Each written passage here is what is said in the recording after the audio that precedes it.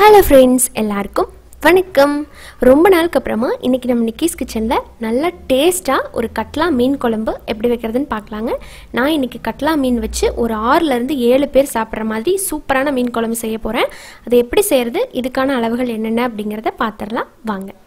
இந்த மீன் குழம்பு வைக்கிறதுக்கு முதல்ல நான் இன்றைக்கி 1 கிலோ கட்லா மீன் எடுத்திருக்கேன். எந்த மீனில் வேணாலும் நீங்கள் இதே டைப்பில் மீன் குழம்பு வைக்கலாம்.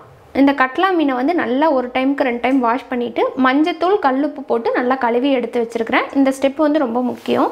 அப்போ தான் உங்களுக்கு அந்த கவிச்சே இருக்காது, குழம்பு சாப்பிட்றதுக்கு ரொம்ப நல்லாயிருக்கும். இப்போ அடுத்ததாக பார்த்தீங்கன்னா, இந்த மீன் குழம்புக்கு நான் புளி ஒரு அரை மணி நேரத்துக்கு முன்னாடியே ஊற வச்சுட்டேன். ஒரு பெரிய லெமன் சைஸ் புளி எடுத்து ஊற வச்சுருக்கேன். பார்த்திங்கன்னா இது கொஞ்சம் பழைய புளி, அதனால கருப்பாக இருக்குது. பழைய புளியில் வைக்கும்போது மீன் குழம்பு ரொம்ப நல்லாயிருக்கும். இப்போ இதை நல்லா கை வச்சு நல்லா பிசைஞ்சு நம்ம இதிலிருந்து புளி தண்ணி எடுத்துக்கலாம். உங்களுக்கு இந்த குழம்புக்கு எவ்வளோ தண்ணி தேவையோ அந்த தண்ணி எல்லாத்துலேயுமே இந்த புளியிலேயே கரைச்சி எடுத்துக்கோங்க. அப்போ குழம்பு இன்னும் நல்லா டேஸ்ட்டாக இருக்கும். இந்த திப்பியெல்லாம் இல்லாத மாதிரி நல்லா கரைச்சி எடுத்துக்கோங்க. இப்போ அடுத்து தேவையான அளவுக்கு தண்ணியும் நம்ம இதிலேயே கரைச்சி எடுத்துக்கலாம். இப்போ அடுத்ததாக நம்ம ரெடி பண்ணி வச்சுருக்கிற இந்த புளி தண்ணியில் இந்த குழம்புக்கு தேவையான மசாலா தூள் எல்லாத்தையுமே நம்ம கலந்து வச்சிட போகிறோம். 1/2 டீஸ்பூன் அளவுக்கு மஞ்சத்தூள் எடுத்திருக்கேன், அதை சேர்த்துக்கிறேன். 1 டேபிள் ஸ்பூன் மிளகாய்த்தூள். புளிக்குழம்புக்கு காரம் கொஞ்சம் ஜாஸ்தியாக இருந்தால் நல்லாயிருக்கும். ஸோ அவங்கவுங்க காரத்தை பொறுத்து மிளகாய்த்தூள் சேர்த்துக்கோங்க. ஒரு 1/2 டீஸ்பூன் அளவுக்கு காஷ்மீரி மிளகாய்த்தூள். வீட்லேயே அரைச்ச குழம்பு மிளகாய்த்தூள். இதோட லிங்க் டிஸ்கிரிப்ஷனில் இருக்குது, செக் பண்ணிக்கலாம். ரொம்ப நல்லாயிருக்கும் மீன் குழம்புக்கு இந்த பொடி. இது ஒரு 2 டீஸ்பூன் அளவுக்கு எடுத்திருக்கேன். 2 டேபிள் ஸ்பூன் அளவுக்கு வீட்லேயே அரைச்ச மல்லித்தூள். அடுத்ததாக இதோட ஒரு 1/2 டீஸ்பூன் அளவுக்கு மட்டும் சீரகத்தூள். இப்போ இது எல்லாத்தையுமே சேர்த்துட்டு நல்லா கை வச்சு எந்தவித கட்டி இல்லாமல் நல்லா கலந்து விட்டுருங்க. இப்போ இந்த மாதிரி நல்லா கலந்ததுக்கப்புறமா இதில் பார்த்திங்கன்னா இந்த குழம்புக்கு தேவையான அளவுக்கு உப்பு இப்போவே சேர்த்துட்டு அதையும் நல்லா கலந்து விட்டுறலாம். நல்லா மிக்ஸ் பண்ணிவிட்டு இந்த தண்ணியை நம்ம டேஸ்ட் பண்ணி பார்க்கணும். இதில் புளிப்பு, காரம், உப்பு எல்லாமே கரெக்டாக இருக்கா அப்படின்னு பார்த்துட்டு, இன்கேஸ் உங்களுக்கு காரம் பத்தலைன்னா காரம் போட்டுக்கலாம். புளிப்பு பத்தலை அப்படின்னா நீங்கள் ஒரு தக்காளி பழம், இந்த டைமில் மறுபடியும் நம்ம புளி கரைச்சி ஊற்ற முடியாது. ஸோ தக்காளி பழத்தை 1-2 சேர்த்து போட்டு நம்ம குழம்பு பண்ணிக்கலாம். இந்த மாதிரி நல்லா கரைச்சி விட்டுட்டு டேஸ்ட் பண்ணி பார்ப்போம். இப்போ நம்ம டேஸ்ட் பண்ணலாம். ஓகே, காரம் மட்டும் கொஞ்சம் கம்மியாக இருக்கிற மாதிரி இருக்குது. புளிப்பு சரியாக இருக்குது. காரத்துக்கு கொஞ்சம் நம்ம மிளகாய்த்தூள் சேர்த்துக்கலாம். இன்னும் கொஞ்சம் மிளகா பொடி போடுறேன்.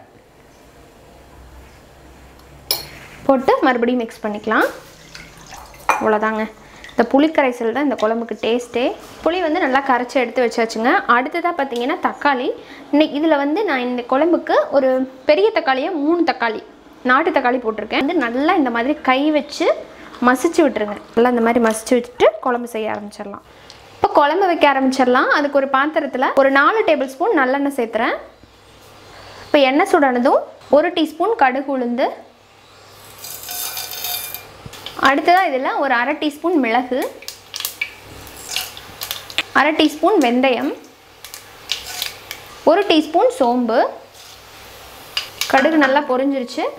அடுத்ததாக இதில் கருவேப்பிலை, பச்சை மிளகா. அடுத்ததாக இதோட கொஞ்சம் இடித்த பூண்டும் ஒரு 5-6 பல்லு உளிச்ச பூண்டும் எடுத்துருக்கேன், சேர்த்துக்கிறேன். வெங்காயம் சேர்த்துடலாம். சின்ன வெங்காயம் ஒரு 100-150 கிராம். பெருசாக ஒரு பெரிய வெங்காயத்தை நீளவாக்கில் கட் பண்ணி சேர்த்துக்கலாம். சின்ன வெங்காயம் அவசியம் சேர்த்துக்கோங்க, அப்போ தான் மீன் குழம்பு ரொம்ப நல்லா டேஸ்ட்டாக இருக்கும். வெங்காயம் அதிகமாக சேர்த்துற வரைக்கும் குழம்பு நல்லாயிருக்கும். இது நல்லா நம்ம சேர்த்த அளவுலேருந்து பாதியாக குறைஞ்சி ப்ரௌன் ஆகி வரணும், அது வரைக்கும் நல்லா வதக்கணும். ஸோ இப்போ பாருங்கள், வெங்காயம் லைட்டாக ப்ரௌன் ஆக ஆரம்பிச்சிருக்கு. அப்புறமா நம்ம இதில் தக்காளி சேர்த்துக்கலாம். கரைச்சி வச்சுருக்கிற நாட்டு தக்காளியை போட்டுறேன். போட்டு இதையும் நல்லா வதக்கலாம். இது எல்லாமே நல்லா ஒரு பேஸ்ட் கன்சிஸ்டன்சி, தொக்கு மாதிரி வரணும், அது வரைக்கும் இதை நல்லா வதக்கணும். இப்போ பாருங்கள், நம்ம சேர்த்த தக்காளி நல்லா மசிஞ்சு நல்லா ஒரு பேஸ்ட் கன்சிஸ்டன்சி வந்துருச்சு. 2 காய் சேர்த்தலாம் அப்படின்ட்டு இருக்கேங்க இன்றைக்கி. இது ரொம்ப நல்லாயிருக்கும். 2 கத்திரிக்காய், நாட்டுக்காயை இந்த மாதிரி லைட்டாக ஸ்லிட் போட்டு சேர்த்துக்கோங்க. அதோட சும்மா ஒரு 4-5 பீஸ் மட்டும் முருங்கைக்காய். இது 2ஐயும் சேர்த்துட்டு நல்லா மிக்ஸ் பண்ணி விடலாம்.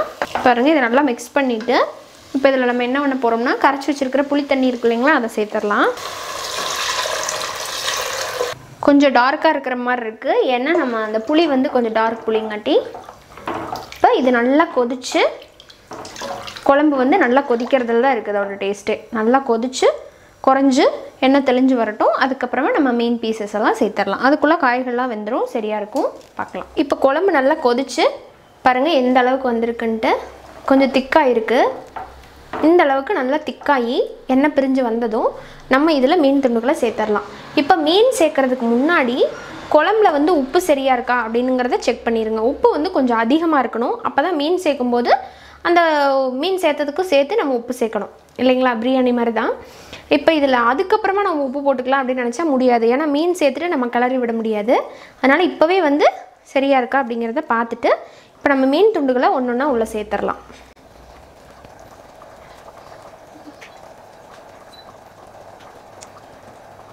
மீன் குழம்பு ரொம்ப நல்ல டேஸ்ட்டாக இருக்கும் இந்த மாதிரி பண்ணுற மெத்தடு. ஆல்ரெடி நம்ம சேனலில் 2-3 மெத்தட் அப்ளை போட்டிருக்கோம். அது வேணால் டிஸ்கிரிப்ஷனில் லிங்க் கொடுக்குறேன், போய் பாருங்கள். ஒரு அரை கப் போல் தேங்காய் பால் எடுத்து வச்சுருக்கிறேன். இது வந்து நல்ல ஒரு பேலன்ஸாக இருக்கும். இதில் வந்து புளிப்பு காரம் எல்லாம் இருக்குது இல்லைங்களா, இந்த தேங்காய் பால் சேர்த்தும் போது லைட்டாக அந்த ஸ்வீட் டேஸ்ட்டோடு சாப்பிட்றதுக்கு ரொம்ப நல்லாயிருக்கும். லைட்டாக ஜென்டிலாக மட்டும் இப்படி ஒரு மிக்ஸ் கொடுத்துருங்க, அவ்வளோதான். இதை லைட்டாக மிக்ஸ் பண்ணிவிட்டு இப்போ இதில் நம்ம சேர்க்க போகிறது பார்த்திங்கன்னா மாங்காய் வந்து ஒரு குட்டி மாங்காவை கட் பண்ணி ஒரு 5-6 பீஸ் எடுத்து வச்சுருக்கிறேன். இப்போ அதை சேர்த்துக்கலாம். இந்த ஸ்டேஜில் சேர்க்கும்போது தான் மாங்காய் வந்து குழையாது. முதவே சேர்த்துட்டிங்கன்னா மாங்காய் குழஞ்சிரும். இப்போ இந்த டைமில் மாங்காய் போட்டுக்கலாம். இப்போ நம்ம மூடி போட்டுடலாம். கரெக்டாக ஒரு 4-5 நிமிஷம் மட்டும் இருக்கட்டும், அப்புறமா நம்ம பார்க்கலாம். இப்போ கரெக்டாக ஒரு 5 நிமிஷம் ஆயிருக்கு. குழம்பு எப்படி இருக்குது அப்படின்னு பார்க்கலாம். சூப்பராக இருக்குங்க, நல்ல வாசமாக இருக்குது. எப்படின்னு பார்த்திங்கன்னா நம்ம சேர்த்த அந்த நாட்டு காய்களோட ஃப்ளேவர்லாம் உள்ளே இறங்கி, அப்புறமா நாங்கள் பாருங்களேன் நம்ம சேர்த்த அந்த மேங்கோல்லாம் அப்படியே லைட்டாக வெந்து சூப்பராக வந்து ரெடி ஆகிருக்கு. இந்த மீன் குழம்பை கண்டிப்பாக எல்லாருமே எனக்காக ஒரு டைம் ட்ரை பண்ணுங்கள். மீன் பாருங்கள் உடையாமல் அப்படியே இருக்குது, சூப்பராக ரெடி ஆகிருக்குல்ல. எஸ், அடுத்ததாக இதில் வந்து கொஞ்சம் மல்லி இலையும் கருவேப்பிலையும் எடுத்திருக்கேன். அதை வந்து போட்டு அப்படியே மேலாப்பில் தூவிடலாம். அவ்வளோதான், சூப்பரான நம்மளோட கட்லா மீன் குழம்பு ரெடி. மீன் குழம்பு ரெடிங்க. அடுத்ததான் என்ன சாப்பாடு தான் பாருங்கள். சுட சுட சாதம் வடித்தாச்சு. சாப்பாட்டை போட்டு நம்ம வச்சுருக்கிற மீன் குழம்பு நல்லா அந்த மீன் துண்டுகளெல்லாம் போட்டு அதோட ஒரு 2-3 கரண்டி குழம்பை ஊற்றி அப்படியே பிசைஞ்சு சாப்பிட வேண்டியதான். இதுக்கு மேலே வார்த்தையே இல்லைங்க. நீங்களும் இதே போல் எந்த மீன் எடுத்தீங்கனாலுமே இந்த மெத்தடில் செஞ்சு பார்க்கலாம். சூப்பராக வந்தது. எல்லாருமே ரொம்ப நல்லா இருக்குன்னு சொன்னாங்க. செஞ்சு பார்த்துட்டு உங்களோட ஃபீட்பேக்கையும் சொல்லுங்கள், உங்கள் வீட்டில் எல்லாம் எப்படி இருந்ததுன்னு சொன்னாங்கன்ட்டு. இந்த கட்லா மீனில் எப்படி ஃபிஷ் ஃப்ரை பண்ணுறதுங்கிறதும் போன வாரத்தில் நான் வந்து வீடியோ போட்டிருக்கேன். அதோட லிங்க் கீழே இருக்குது, நீங்கள் வேணால் செக் பண்ணிக்கலாம். அதுவும் ரொம்ப நல்லாயிருக்கும். இந்த வீடியோ உங்களுக்கு பிடிச்சிருந்ததுன்னா மறக்காமல் நம்ம சேனல் நிக்கிஸ் கிச்சனை சப்ஸ்கிரைப் பண்ணிக்கோங்க. சப்ஸ்கிரைப் பண்ணிவிட்டு கூட இருக்கிற பெல் சிம்பிள் அழுத்தி விட்டுருங்க. இன்னொரு இன்ட்ரெஸ்டான ரெசிபியோட உங்களை சீக்கிரமாக வந்து மீட் பண்ணுறேன். அது வரைக்கும் நன்றி, வணக்கம்.